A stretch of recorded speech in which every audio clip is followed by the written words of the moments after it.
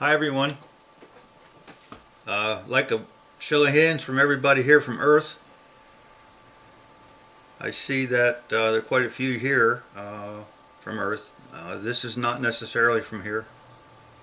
We're going to talk about something today that's, I believe, otherworldly in a lot of ways.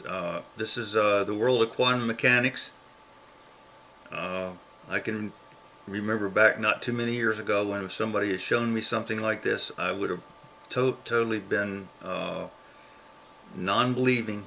I am an architect and I was trained as a Air Force 47151 automotive mechanic, line mechanic on cars, and I worked for a number of years through college as a car mechanic, and I was a automotive transmission expert, automatic transmission expert, and I've done a lot of rebuilds and whatever on cars. I know my way around a car. But if somebody showed me this a few years ago in that, in where I was coming from, I wouldn't have believed it. And I don't expect necessarily everyone here to. As a matter of fact, if you're like me, you wouldn't. But I'm not showing you anything that's unreal or anything that's contrived. This is real stuff. It's actually happening, and these videos are untouched that I'm going to show you, and the cars are real cars that have done exactly what we're saying that they have. I don't necessarily think that your results will be like mine. I know they won't be, because none of these results have ever repeated themselves in the same way. So no, they aren't going to be the same. But this has been a 4-year experience for me, as I said, and I'm going to try to lead you through it in a way that is not too boring, that gives you an idea of what we've done and why it worked and what's going to happen with it. We initially tested it on an old gasoline-powered case backhoe in Montana 4 years ago. Now our results then were generally unbelievable, and everything that I'm going to show you in here is in some way unbelievable. On that backhoe, we could actually do work with it, and we got used a quarter of a gallon per hour. This was a 1970, I believe, 70 backhoe. Old piece that would normally use about 2 gallons an hour. So that just gives you an idea of where we were coming from to start. It blew my mind, and I expect it would blow your mind if you saw it ever happen. But that backhoe would run at about 500 RPMs or less. I would say maybe even 300 RPMs. You could almost count the strokes on that thing as it ran, and it would do work. And we were actually doing work with that car running, or that backhoe running at that speed. So it was incredible. Now I'm going to go on and take you to the next piece of equipment that we tested, which was an RX-7 Mazda Miata, which we took to Ohio State and put it in front of a bunch of automotive experts there, and they virtually said that what we were doing didn't make any sense, and they didn't want to mess with us.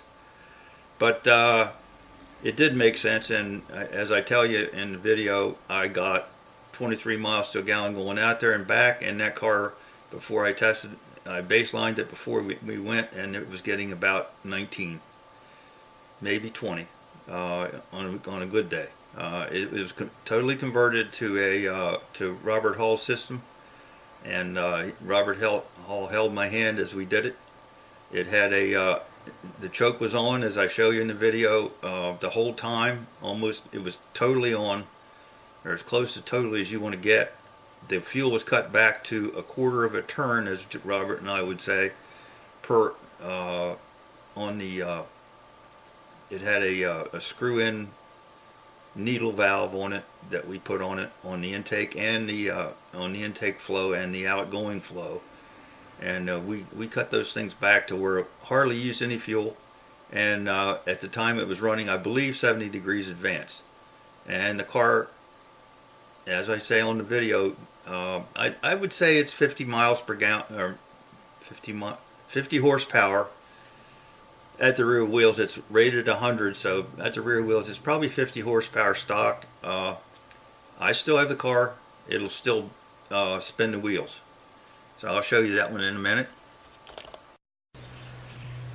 This is the RX-7 carbureted version, last carbureted version made before they went to fuel injection, and that's the reason we got it. It has 45,000 miles on it, and it mostly just sits nowadays, but I drove it daily for about a year, and we've had it about 4 years now.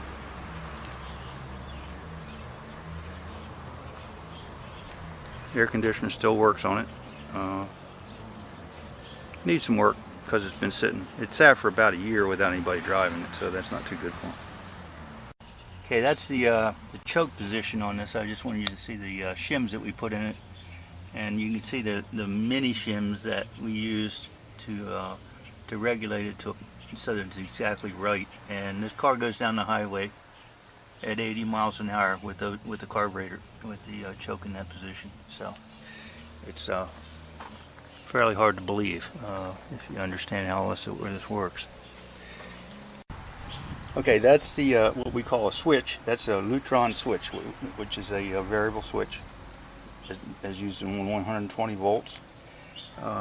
This is the oil probe on this car. This has never leaked. The one on the other car does, on the 2002.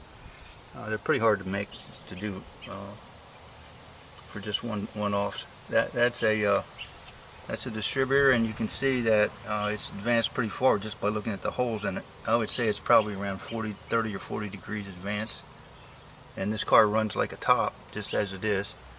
There's the way we cut the fuel back on this particular car, because it's a carbureted car. It has a 4-barrel. And also we have a switch on the coils, and there they are. That's the only modifications on the car. This car has 100 horsepower from the factory, and I would say it's probably got 50 horsepower as it sits at the rear wheels, without the Hall effect. With the Hall effect, I don't know what it's got, but the thing will spin the wheels easily, quite a bit more than stock. And as far as miles per gallon, on the trip out there, this thing would get 19 or 20 max highway miles per gallon. We got 23. Return trip, we got 23. So we drove it to Columbus, Ohio State's their test facility. Like I say, it still runs. It's used not every day anymore.